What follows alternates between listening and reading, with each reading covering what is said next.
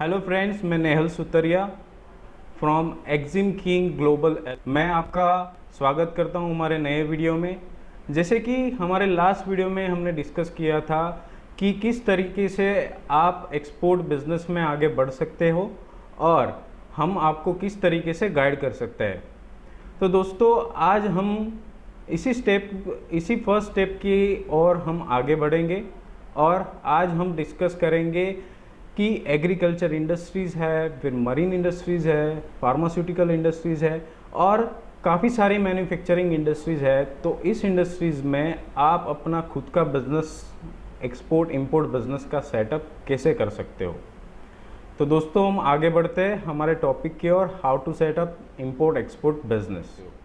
सबसे पहले दोस्तों कि बहुत सारे ऐसे लोग हैं जो हमारे साथ जुड़े हुए हैं और बहुत सारे कमेंट्स हैं जो हमें रेगुलरली मिलते रहते हैं।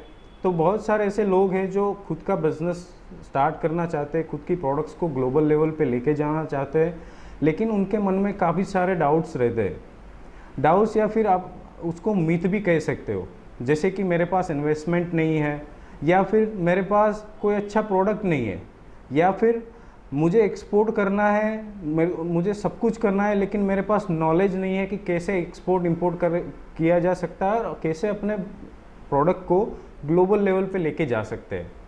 तो दोस्तों, आज हम बात करेंगे कि एक्सपोर्ट इंपोर्ट सेटअप कैसे करना है। और दोस्तों, ये जो सारे मीथ्स है, मैं कहना चाहूँगा कि एक्सपोर्ट इंपोर्ट बिजनेस बहुत ही आसान है और बहुत ही आसान तरीके से आप इसको स्टार्ट कर सकते हैं। इसमें कोई इन्वेस्टमेंट के लिए कोई लिमिटेशन नहीं है। और काफ़ी सारे लोग जैसे कि डरे हुए हैं कि हमारा पेमेंट फंस जाएगा या फिर कहीं से हमें हमारा पेमेंट वापस नहीं मिलेगा तो हम क्या करेंगे। तो दोस्तों, अगर आप सही चैनल से बिज़नेस करते हो तो इस बिज़नेस में किसी भी प्रकार का रिस्क नहीं है आपका पेमेंट कहीं पे अटकने का या फिर आपका पेमेंट ना आए। तो इसके बहुत सारे रास्ते भी है। इसके लिए आपको प्रॉपर नॉलेज चाहिए इंपोर्ट एक्सपोर्ट के बारे में। तो दोस्तों, आज हम स्टार्ट करेंगे कि अगर आप अपना खुद का प्रोडक्ट है या फिर आप ट्रेडिंग कर रहे हैं तो आपका खुद का एक्सपोर्ट इंपोर्ट बिजनेस कैसे सेटअप किया जाए। तो दोस्तों, सबसे पहले तो अगर आपको अपना एक्सपोर्ट इंपोर्ट कंपनी या बिज़नेस चालू करना है तो सबसे पहले ज़रूरत है अपने कंपनी की। तो कंपनी में हम कंपनी कैसे रजिस्टर कर सकते हैं, कितने टाइप की कंपनी होती है। मेनली जैसे हम डिस्कस करें तो 5 टाइप्स की कंपनीज रहती है। जैसे कि एक हो गया प्रोप्राइटरशिप कंपनी, या फिर आप खोल सकते हो पार्टनरशिप कंपनी, या फिर आप प्राइवेट लिमिटेड कंपनी भी ओपन कर सकते हो। इसके अलावा आप एलएलपी फॉर्म ओपन कर सकते हो, जिसको बोलते हैं लिमिटेड लायबिलिटी पार्टनरशिप कंपनी, और ओपीसी कंपनी, जिसको बोलते हैं वन पर्सन कंपनी। तो जैसे कि दोस्तों, अगर आप बिज़नेस स्टार्ट कर रहे हो और इनमें से कोई भी एक कंपनी आप स्टार्ट कर रहे हो तो आप इनमें से कोई भी एक कंपनी या फर्म आप क्रिएट कर सकते हो और उसके बेसिस पे आप अपना बिज़नेस स्टार्ट कर सकते हो।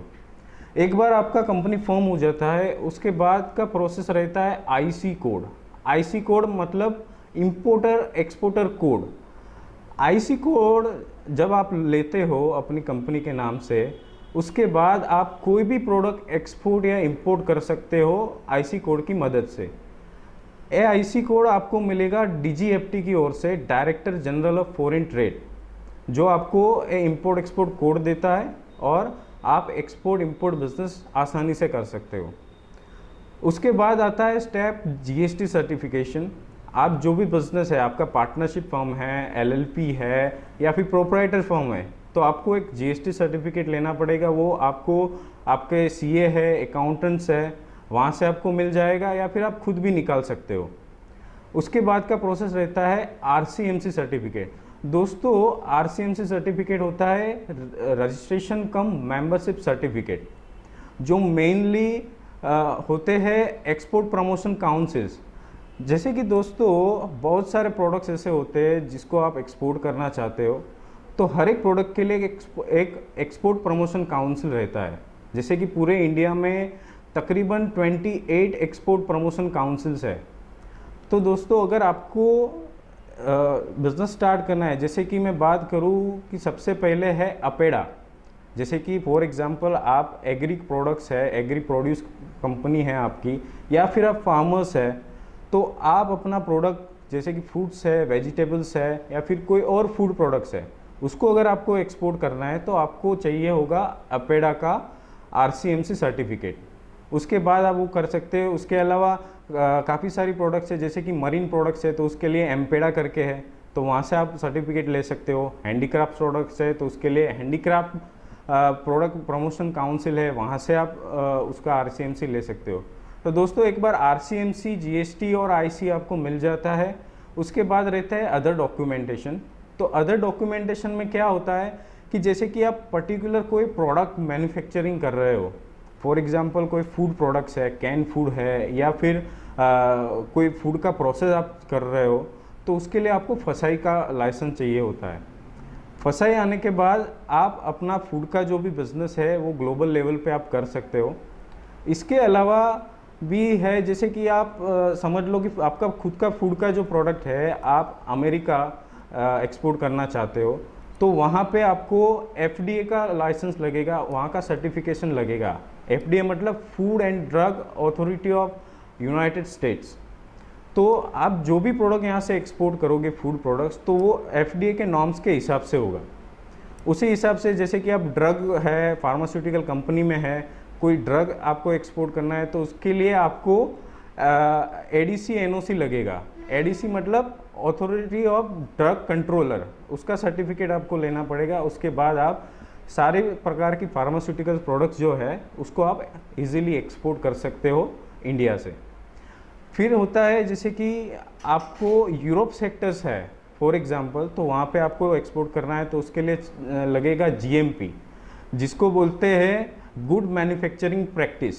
अगर आपके पास है तो आप यूरोप सेक्टर में आसानी से अपना फूड प्रोडक्ट्स जो है वो आप आसानी से वहाँ पे एक्सपोर्ट कर सकते हैं। और GMP के अंडर में आप ऐसा नहीं कि सिर्फ फूड प्रोडक्ट्स है, जैसे कि इंजीनियरिंग प्रोडक्ट्स है या फिर कोई अदर प्रोडक्ट्स है, वो भी आप एक्सपोर्ट कर सकते हो। तो दोस्तों ये जितने भी है जैसे कि मैंने बताया, वो सारे मेनली जो है वो मैन्युफैक्चरर के लिए ही लगता है। अगर आप मर्चेंट एक्सपोर्टर है या फिर आप ट्रेडिंग करते हैं तो आपको ये सारे सर्टिफिकेट की ज़रूरत नहीं है। आप ऐसे ही जो नॉर्मल RCMC आपका है उसी से है आप एक्सपोर्ट कर सकते हो। तो दोस्तों एक बेसिक अपना प्रोसेस हो गया अपना एक्सपोर्ट इंपोर्ट बिजनेस स्टार्ट करने के लिए। कंपनी है, कंपनी के बाद जो नेसेसरी डॉक्यूमेंटेशन है वो डॉक्यूमेंटेशन इसमें सारे कवर हो जाते हैं। दोस्तों एक जैसे कि आप एक्सपोर्ट इंपोर्ट बिजनेस अपना स्टार्ट कर रहे हो तो आपके पास प्रोडक्ट भी होना चाहिए। तो प्रोडक्ट सिलेक्शन हो जाता है, आपकी कंपनी फॉर्म हो जाती है, सारी प्रोसीजर पूरी हो जाती है। उसके बाद क्या होता है, तो आपके मन में डाउट होगा कि इसके बाद हम डायरेक्टली किसी से अप्रोच कर सकते हैं, या फिर आपको डाउट रहेगा कि sir how to find buyers. मेरे पास कंपनी भी है, मेरे पास प्रोडक्ट भी है, लेकिन बायर नहीं है। तो बायर कैसे फाइंड करना है, इंटरनेशनल मार्केटिंग कैसे करना है। तो दोस्तों इसके बाद का जो स्टेप है वो आता है इंटरनेशनल मार्केटिंग। दोस्तों जैसे कि हमने डिस्कशन किया कि किस तरीके से अलग अलग सर्टिफिकेशन हमें चाहिए प्रोडक्ट के हिसाब से, अगर हम मैन्युफैक्चरिंग कर रहे हैं तो ठीक है। इवन मर्चेंट एक्सपोर्ट भी हम कर रहे हैं तो भी जो जो ज़रूरी सर्टिफिकेशंस है वो भी हमें लेना पड़ता है। जैसे कि आप इंटरनेशनल मार्केटिंग अपना स्टार्ट कर रहे हो, इंटरनेशनल मार्केटिंग में आप अपने प्रोडक्ट को ग्लोबल लेवल पे लेके जाना चाहते हो, तो इंटरनेशनल मार्केटिंग की स्ट्रेटेजी आपको इस तरीके से बनानी होगी कि आप कौन कौन सी कंट्री को टारगेट कर रहे हो और कहाँ कहाँ पे अपना माल आप एक्सपोर्ट करना चाहते हो। तो उस हिसाब से आपको पूरा इंटरनेशनल मार्केटिंग का स्ट्रेटेजी बनाना है। उसके बाद का स्टेप आता है दोस्तों हाउ टू फाइंड बायर्स। दोस्तों काफ़ी सारे लोग हैं जो हमसे जुड़े हुए हैं, जो खुद मैन्युफैक्चरिंग भी कर रहे हैं या फिर ट्रेडिंग कर रहे हैं या फिर कुछ बिजनेस स्टार्ट करना चाहते हैं। और सबसे पहली चीज़ें आती है हाउ टू फाइंड बायर्स। जैसे कि हम लोग यहाँ पे अपना बिजनेस कर रहे हैं इंडिया के अंदर, तो हमारे पास एक मार्केट है, डोमेस्टिक मार्केट भी है और पूरा नेशनल मार्केट भी है। हमें पता है कि यहाँ पे हम किस तरीके से बायर को ढूंढ सकते हैं और क्या क्या कर सकते हैं। तो दोस्तों सेम वही चीज़ है ग्लोबल लेवल पे। जब ग्लोबल लेवल की बात आती है तो सारे लोग को थोड़ी परेशानी रहती है कि सर हमें कैसे कर पाएंगे। तो दोस्तों ग्लोबल लेवल पे बायर ढूंढने के लिए बहुत आसान तरीके हैं जो हम आपको डिटेल में अगले वीडियो में या फिर कभी दूसरे वीडियो में हम आपको बताएंगे कि हाउ टू फाइंड बायर्स। तो सबसे ज़रूरी चीज़ है बायर्स। आपने पहले मार्केटिंग स्ट्रेटेजी बना ली, उसके बाद आपने इंटरनेशनल मार्केटिंग स्टार्ट कर लिया, उसके बाद आपने बायर फाइंड किए। अब जब आप बायर आपके फाइंडिंग्स हो रहे हैं, आपका उनसे बातचीत चल रहा है, तो उसके बाद का स्टेप आता है कि नेगोशिएशन। जो भी आपका प्रोडक्ट है, जो भी आपका क्वालिटी है, उसके हिसाब से और बायर की रिक्वायरमेंट के हिसाब से आपको उनके साथ बातचीत करनी है और उसके बाद आपका नेगोशिएशन होगा प्राइसेस के अंदर, क्वालिटी के अंदर और आपके प्रोडक्ट के अंदर। ये सारी चीज़ कंप्लीट होने के बाद आपको सबसे ज़रूरी चीज़ जो है जिस पे आपको फोकस करना है वो है अपना पेमेंट टर्म्स। दोस्तों ग्लोबल लेवल पे अगर हम बिज़नेस करते हैं तो वहाँ पे सबसे ज़्यादा लोग ऐसा बोल रहे हैं कि सर ग्लोबल लेवल पे एक्सपोर्ट करने से पहले सर जो भी है पेमेंट सिक्योरिटी सबसे पहले चाहिए। अगर पेमेंट सिक्योरिटी नहीं है, क्योंकि आप यहाँ पे बैठे हो, बायर कहीं और बैठा हुआ है, आप बायर को पर्सनली नहीं जानते हैं और आप उनसे फेस टू फेस नहीं मिले हैं, तो सर उसमें ट्रस्ट इश्यू आता है। किस तरीके से हम यकीन कर ले कि किस तरीके पेमेंट आएगा कि नहीं आएगा। तो दोस्तों इसके लिए भी काफ़ी सारी टर्म्स है पेमेंट्स की जो हम कर सकते हैं, जैसे कि एडवांस पेमेंट्स हो गया, फिर हो गया एलसी के ऊपर पेमेंट या फिर डॉक्यूमेंट अगेंस्ट पेमेंट। तो इस सारी चैनल ऐसी है जो सिक्योर है, आप इस चैनल के थ्रू अपना बिजनेस कर सकते हो, वहाँ पे पैसा डूबने का कोई चांस नहीं है और 0% रिस्क है आपका पेमेंट डूबने के लिए। तो दोस्तों एक बात हो गई अपना बिजनेस सेटअप, उसके बाद हो गया इंटरनेशनल मार्केटिंग, उसके बाद हो गया अपना हाउ टू फाइंड बायर्स, उसके बाद नेगोशिएशन और उसके बाद सब लास्ट में आता है जब आपका ऑर्डर फाइनल प्लेसमेंट होता है तो उसका एग्जीक्यूशन।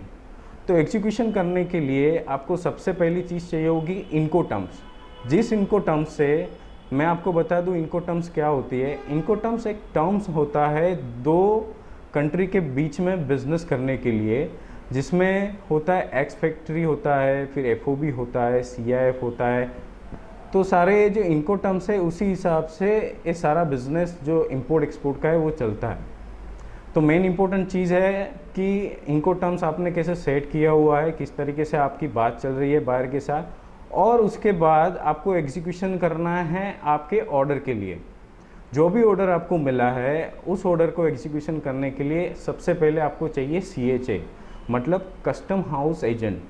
कस्टम हाउस एजेंट जो है वो आपको हेल्प करेगा आपके प्रोडक्ट को यहाँ से एक्सपोर्ट करने में, उसको क्लियरेंस और सारी जो डॉक्यूमेंटेशन प्रोसेस है वो सब में। और साथ में होता है फॉरवर्डर जो है वो आपको डायरेक्टली बुकिंग देता है वेसल के ऊपर, जो जिस वेसल पे अपना कंटेनर यहाँ से दूसरी कंट्री में हम एक्सपोर्ट करते हैं। तो दोस्तों ये सारी प्रोसीजर है जो एक्सपोर्ट इंपोर्ट बिजनेस करने के लिए सबसे ज़रूरी है और सबसे इजी भी है अगर आप इसको प्रॉपर चैनल में करते हो तो। सो दोस्तों आज हमने डिस्कस किया कि हम अपना एक्सपोर्ट इंपोर्ट बिजनेस कैसे सेटअप कर सकते हैं पर्टिकुलर इंडस्ट्रीज़ के अंदर, जिसमें हमने काफ़ी सारी इंडस्ट्रीज़ के बारे में भी बात की। और इसके अलावा भी अदर इंडस्ट्रीज है जिसके अंदर भी आप सेम प्रोसेस से अपना बिजनेस जो है एक्सपोर्ट इंपोर्ट वो आप सेटअप कर सकते हो उसका। दोस्तों यहाँ तक हमारे साथ जुड़ने के लिए और उस वीडियो को देखने के लिए बहुत बहुत शुक्रिया। और हम चाहते हैं कि आगे भी आप हमारे साथ जुड़े रहे, तो आप जल्दी से हमारे चैनल को सब्सक्राइब कीजिए और बेल आइकन को दबाइए ताकि आगे जो भी वीडियोस है वो आपको मिलते रहे और आप हमारे साथ जुड़े रहे। और साथ में जो भी है आगे का वीडियो रहेगा उसमें हम एक नया टॉपिक लेके आ रहे हैं कि हाउ टू फाइंड बायर्स। सो दोस्तों प्लीज़ शेयर एंड सब्सक्राइब, हमारे साथ जुड़े रहे। Thank you so much.